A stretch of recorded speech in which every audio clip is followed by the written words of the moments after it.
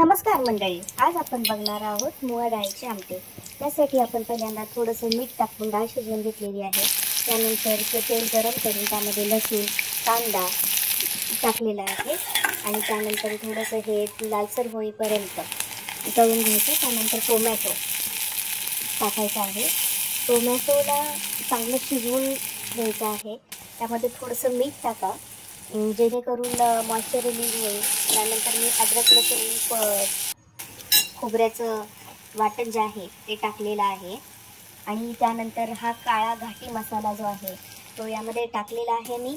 आणि त्यानंतर जे आहे ते धने पावडर आणि थोडासा सांबर मसाला जो आहे तो टाकलेला आहे आणि हे वाटणाचंच थोडंसं पाणी जे आहे ते मी यामध्ये टाकलेलं आहे आणि हे व्यवस्थित हलवून घ्यायचं आहे। आणि यामध्ये एक ट्रिक आहे की आपण हे जे मसाला करतो आहे त्यामध्ये थोडंसं पाणी टाकून तेल सुटेपर्यंत ते चांगलं परतून घ्यायचं आहे आणि त्यानंतर शिजलेली डाळ जी आहे ती आपण टाकायची आणि कोथिंबीर टाकायची।